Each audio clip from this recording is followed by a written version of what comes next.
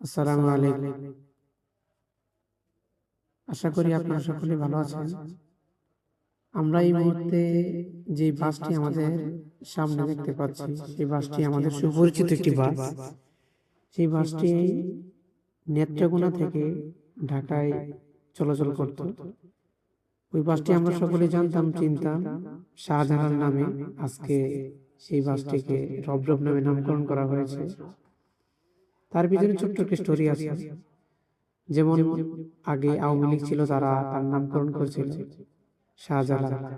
Government পরিবর্তন হওয়ার কারণে, বিএনপি আসার কারণে বিএনপির লোকেরা তার নাম দিয়েছে এখন রবরব।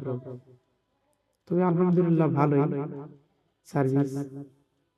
তবে ঈদের মুহূর্তে আমরা সেই বাসটিকে সিলেক্ট করেছি, কারণ ট্রেনে অনেক যানজট ঝামেলা, শুনলাম অনেক জায়গায় ট্রেনের রাস্তায় সমস্যা হচ্ছে। সেই জন্য আমরা সুন্দরভাবে যাওয়ার জন্য এই রবরব বাসটিকে আমরা সিলেক্ট করলাম। আলহামদুলিল্লাহ খুবই ভালো তারা সার্ভিস দিয়েছে। আশা করি তারা ঈদের মুহূর্তে যে সুন্দর সার্ভিস দিয়েছে, পরবর্তীতে আরো ভালো সার্ভিস দিবে। এই হলো আমাদের বাসের টিকিট। সুন্দরভাবে তারা টিকিট গুলো পরিবেশন করে থাকেন। টুকটাক জাম সব জায়গাতে হয়, ঈদের মৌসুম তো ওই জন্য। আর কি বলবো ভাই,